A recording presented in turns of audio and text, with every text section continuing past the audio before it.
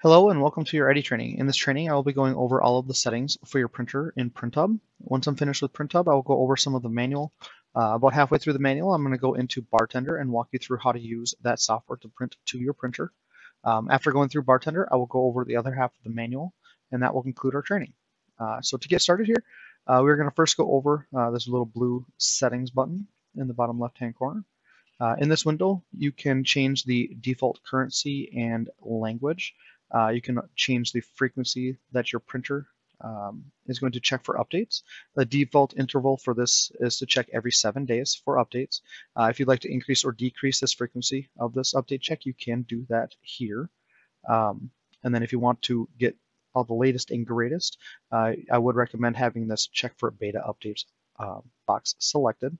Next, under the Printing Preferences tab, you can tell PrintHub to either close once all printing is complete, as well as have PrintHub launch minimized when you first go to print. That's pretty much everything that's going to be in that settings that you want to know about. So next, in the top right-hand corner here, you're going to get a percentage readout of how much ink is left in your cartridge. If you hover over this percentage readout, you will find the remaining time left on your cartridge before it expires. From here, I will now go over the printer's advanced settings. So to get to that advanced settings, you're going to click on this printer settings button at the top and then go into advanced settings here. In this advanced settings window, you're going to see the feed speed and reverse speed. So if you have a cookie that's relatively lightweight or has a particularly smooth bottom, it's possible to notice any slipping on your cookie or on your cookie on the platform. If you do notice any slipping, you're going to reduce the feed speed and the reverse speed from 100 down to 50. And then you're also going to enable this half speed printing. If you still notice slipping at 50, you're going to reduce it further from 50 down to 20. At 20, you're just not going to have any issues with that slipping. If you're not noticing any issues with slipping whatsoever, just go ahead and leave this at 100 and leave the half speed printing unchecked. Next is this cookie centering scan. So with this checkbox enabled, your printer is going to scan the front edge and the back edge of your cookie and then find the center from there. So when it goes to print, your printer should print in the middle of your cookie. If for some reason it does not, you can deselect this centering scan and then use the horizontal offset and the vertical offset to make your adjustments. So the horizontal offset is going to move the image on your cookie left and right. The vertical offset is going to move the image on your cookie up and down. In other words, closer to or further from the printer. Any change that you do make to this offset, you're going to do from the frame of reference of that cookie loaded on the platform. If your cookie is centering perfectly, you can just go ahead and leave that centering scan enabled. Next is the pause printing after X amount of cookies. So with this checkbox enabled and set to 12, your printer is going to pause after every 12 cookies. So this only works if you send a job that's larger than 12, so 13 or more. So for example, if you sent a job of 12 and then immediately queue up another job of 12, the printer is not going to pause between those two jobs.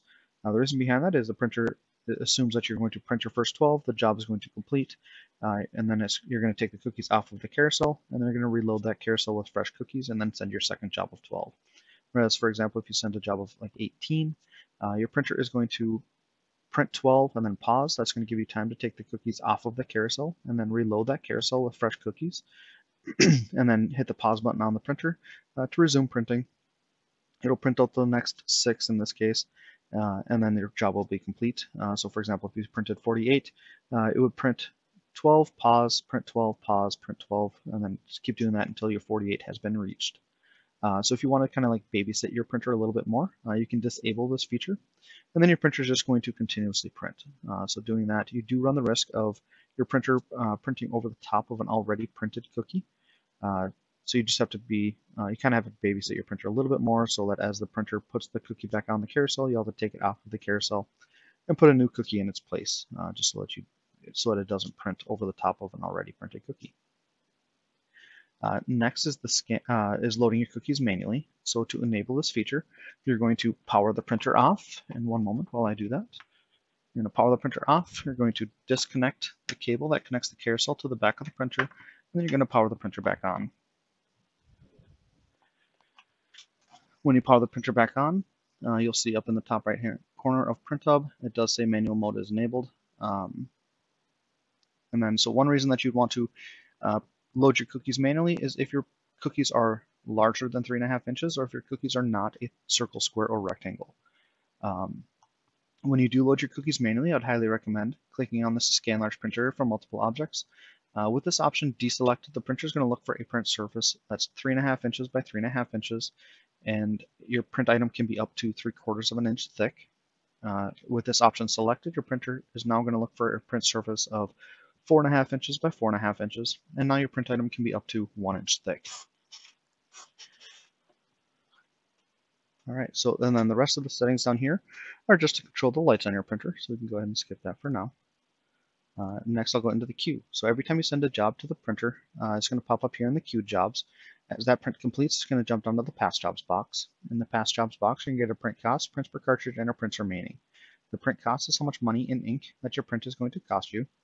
The prints per cartridge is an estimate of how many prints you can expect to get on a full cartridge, and the prints remaining is an estimate of how many prints are remaining on this cartridge. So this is all dependent on you keeping your image the same. So you're not making the image bigger or smaller, and you're not changing the image out with another image. It's also dependent on you keeping your print settings the same. So you're not changing the print quality, color matching, or saturation. If you change any of those things, the print cost, prints per cartridge, prints remaining are going to be accurate for your last print, but they will not be accurate for your next print. However, the next time that you do print, you will get updated information anyway. PrintHub does store the last 5 jobs. So after I print the next job, this one on the bottom will fall off, and then your newest job will be at the top. So now I'm going to talk about the manual. So section 1 is just setting up your printer. So this section here is just going to walk you through the steps on how to get your printer set up.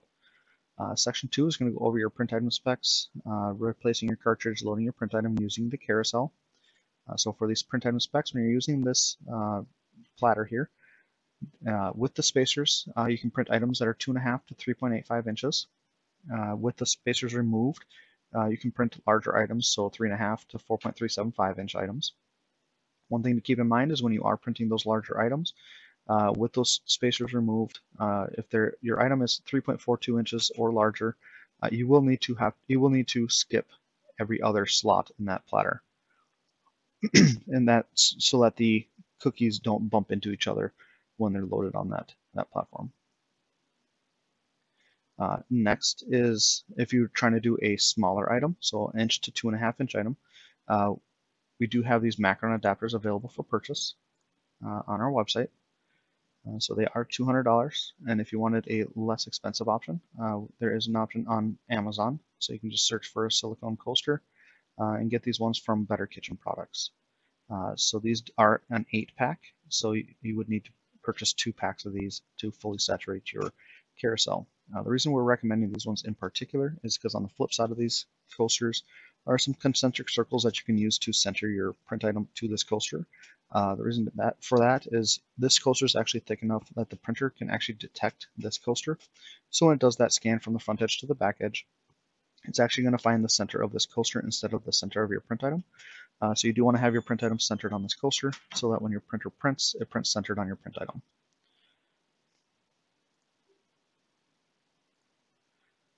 So next, let me go back up to page, or actually, sorry. So next is loading your cookies manually. So when you load your cookies manually, and you have that option for Scan Large Printer for multiple objects selected, like I said earlier, you can now print on items that are 4.5 by 4.5 by 1 inch thick. And then when you do load your cookies manually, you want to have them centered left and right on this platform and overhang the back of that platform by about 1/2 inch. It's actually about 0.4 inches or 10 millimeters. So we'll go back up to the table of contents. So next is section 3, and that's about PrintHub and everything I already went over. So next is printing. So section 4 is going to be setting up your bartender template, adding text and graphics to your bartender design. So let me go into bartender now. So when you open up bartender, you're going to you're going to start a new document. Start off with a blank template, and you want to make sure that your Eddy printer is selected. You want to specify custom settings. And here's your page size. So the page size is going to be your cookie size. So if your cookie size is one of these predefined sizes, you can go ahead and click on that predefined size and then hit next. Otherwise, if your size is not listed here, you can just click on user defined size and then type it in manually. So even if it is listed there, you can still type it in manually and it'll still work. Next, you do want to click on the 1 or more items per page with 1 row and 1 column. You do not want full page media. So when you have this one or more items per page, you can now select the shape of your template. You can zero out your margins and you can change your template size. And then it jumps to the background features. Whereas if you go back and select full page media, it just goes straight to the background features and you don't have those other options. So in this case, I will select one or more items per page with one row and one column. And then if you're doing a circle cookie, you can click on either circle or ellipse. I typically prefer ellipse because when I go to change the template size, when I click on ellipse, I can change that template size manually, whereas if I click on circle, I do not have that option. Then if you have a square or rectangle cookie, you can click on rectangle or rounded rectangle. Either one will work. Just one has rounded corners and one doesn't. So I'll hit next, and then you want to make sure that your margins are set to 0, and then you want your template size to match your page size. So if you take away anything away from this, you do want to make sure that your page size matches your cookie size. You want to make sure that your template size matches your page size. You want to make sure that your margins are 0. If somebody has an issue with their printer, typically it's with alignment. 9 times out of 10, that issue that they have is that they are including margins when they should not. So including margins is just a surefire way of ensuring that your cookies are not going to print aligned. So next, in the manual, it says to click on picture and then embed your image. However, my suggestion is when you get to this page, just hit finish. And the reason behind that is when you embed your image, you can no longer change the size or position of that image on your template. Whereas if you just place it on top, you can make the image bigger, you can make it smaller, you can move it around, you can distort it. You just have a lot more fine control over that image. So to import an image, you have 2 ways to do that. The first is to click on this picture button and then hit insert from file. This window will pop up, and then you can find the image that you want to use, click on it, hit select, and then click on the template to add it. The second way is just to open up your File Explorer, find the image that you would like to use, and then just drag and drop it. So in this case, I'm just going to use this cookie design. Then you'll notice that this image does not come in centered. So to center this image, you're just going to click on it and then use this button over here on the right-hand side that says center horizontally on template, and the one right below it says center vertically on template. And then if you wanted to resize this image, you can do that just by clicking on any of the corners and then clicking and dragging. And then you want to go ahead and recenter that. Another way to do that is just to right-click on your image and hit Properties, or you can just double-click on your image. Double-clicking on it is going to open up this box, and you're going to go into Size and then Stretch to Rectangle. So now with this lock aspect ratio selected, every time you change the width, the height will change proportionately, and vice versa. So for example, if I want to change the width, I'll type in 3.5, hit Tab on my keyboard, and then that will automatically adjust the height as well.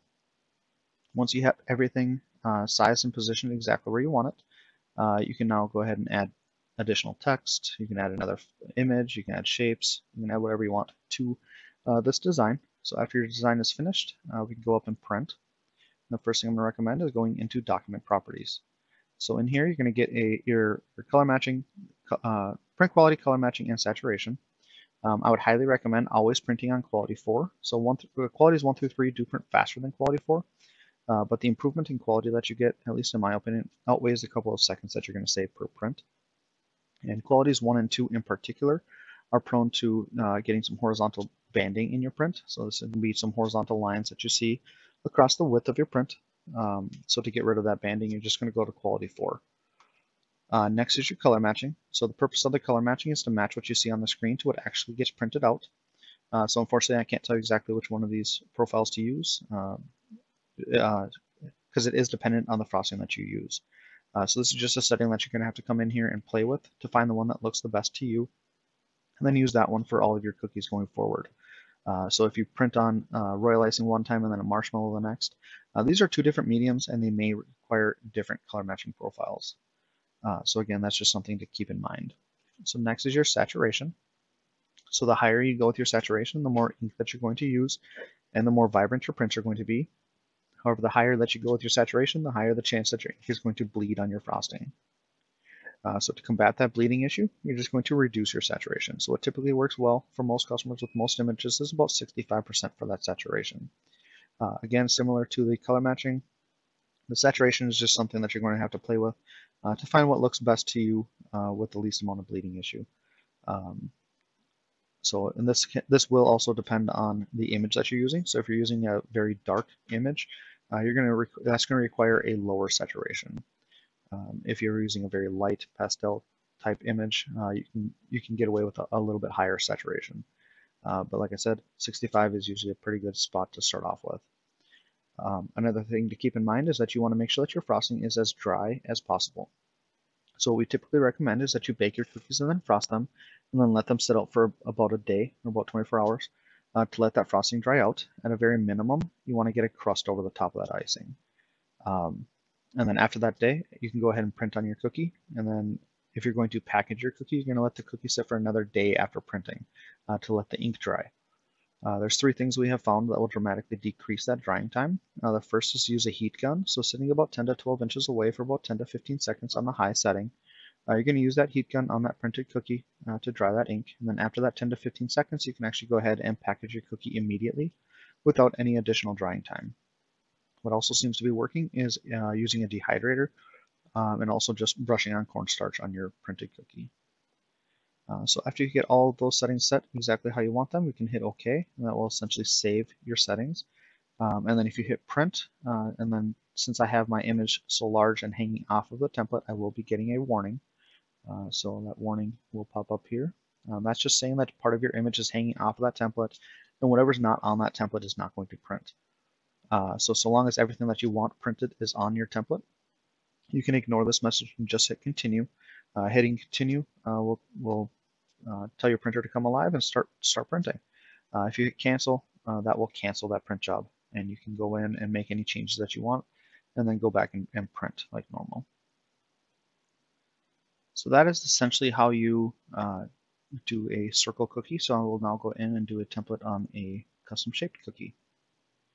So for this, the template setup is going to be pretty much the same, except for instead of the 3.5 by 3.5, you're going to take the widest part of your cookie and the tallest part of your cookie, and that will be your width and height. So in this case, I'm going to do a plaque. So that's roughly 4 by 2. And then I'm going to still do the 1 or more items per page with 1 row and 1 column. And this time I'm going to do rectangle for the shape. And then here again, I want to make sure my margins are all 0. And then I want my template size to match my page size. Next, again, once I get to this background features, I'm just going to leave all 3 of these boxes unchecked and hit finish. So from here, I can again open up my file explorer. And then in this case, I did take a picture of I took a picture of a cookie cutter from the website or from the internet. I'm going to use that picture, and I'm going to drag and drop it into Bartender. And then from here, I do want to make this image a little bit bigger so that it fits the entire rectangle. So again, I'm going to make this, double click on the image, and then change the width and height here.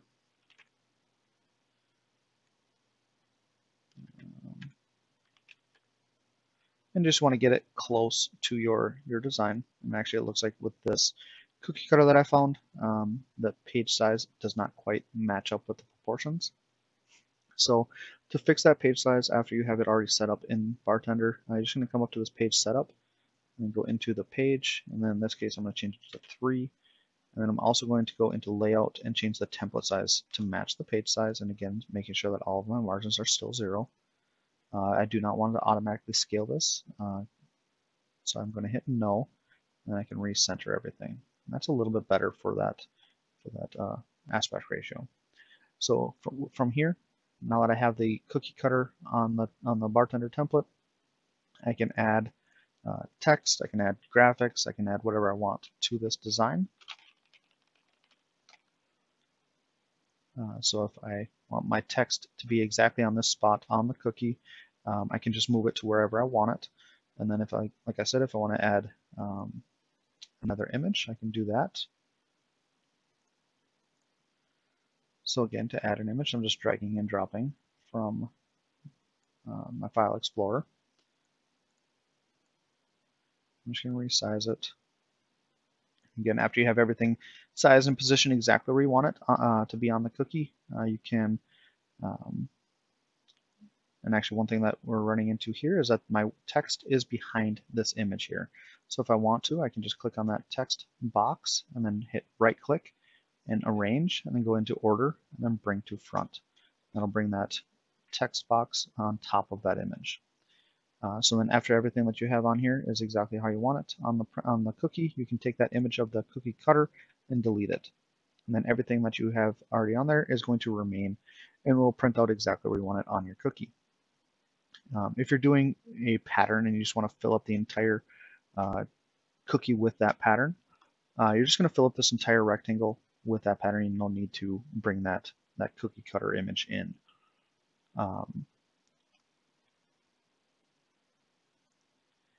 And in that case, since you are trying to fill up the entire cookie, I'm going to go back into the page setup, and I am going to make that page size a little bit bigger. That's just to ensure that the entire cookie is going to be covered. So I am going to increase the page size, so the template size and the page size, by about 1/4 inch. And again, like I said, that's just to ensure that the entire cookie is going to get covered by that entire print, and you're not going to have any white lines on the perimeter of your cookie.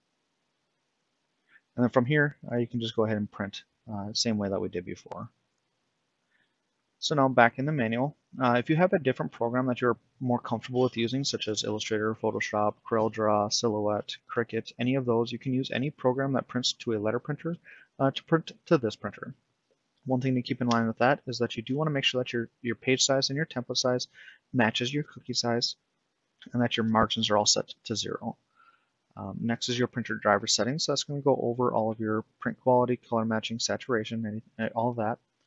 Next is section 5, which is printing from a Mac, and I will have another video showing how to do that. Section 6 is going to be your troubleshooting and maintenance. So this is going to break down your printer into its various parts and tell you the frequency that each part needs to be cleaned. One part I do like to specifically mention is the exterior and interior of your printer. So when you're cleaning the interior of your printer, you want to avoid cleaning this area marked off in red. The reason behind that is your printer has some grease in that area that allows the printhead to move smoothly and prevents excessive wear to the printer. And more importantly, you have a clear piece of plastic in this area called the encoder strip. That encoder strip runs the width of the printer and has some timing marks on it that tells the printer exactly where the printhead is at all times. So if you clean that too aggressively, you can actually rub those timing marks right off, and then your printer will need to come to us for repair to get that part replaced. So you can be without your printer for up to about 10 days after we receive it to get that part replaced. So if you get any crumbs or anything in this area, just use like an air duster to blow it out of there. So next is the filters. So this printer has 2 filters. It has the crumb catcher filter here in the back, as well as an ink trough filter kind of tucked up into the printer underneath this little ink trough. We do have a video on our website showing exactly where or exactly how to replace those filters. And that video can be found on our website, like I said, primera.com/eddownloads. Scroll towards the bottom of the page, and it's just cleaning and replacing filters. Those filters will need to be cleaned monthly and then replaced every 6 months. And to clean them, you're just going to take them out of the printer, submerge them in water, kind of shake them around a little bit and to dislodge some of that ink, and then let them air dry and then put them back in the printer. So next is this little checklist. This is going to be kind of like a high-level view of all the parts of your printer and the frequency that each part needs to be cleaned. And for the filters, it just shows you how frequently they need to be replaced. So this is something that you can print off and just keep a log of what you clean and when. It's totally up to you if you want to use them or not. And then lastly is this manual feed mode. So to enable this mode, you're going to power the printer off. You're going to disconnect the cable from the back of the printer. Disconnect the cable that connects the carousel to the back of the printer, and then you're going to power the printer back on. Now with nothing loaded on your printer, you're going to send your print or multiple prints. When you send your print, the platform is going to stick out and present itself. When it presents itself, you're going to load your item following the instructions on page 26, where you have it centered left and right on the platform and overhanging the back of that platform by about a 1/2 inch. Once the item is loaded, you can press the pause button on the printer. Pressing the pause button just tells the printer to take that item in, print on it, and then present it to you once the print is complete. Once it's presented to you, if you had sent multiple prints, you can take that item off, load your next item, press the pause button, and just repeat that process. And that is everything for this training. Thank you, and have a good day.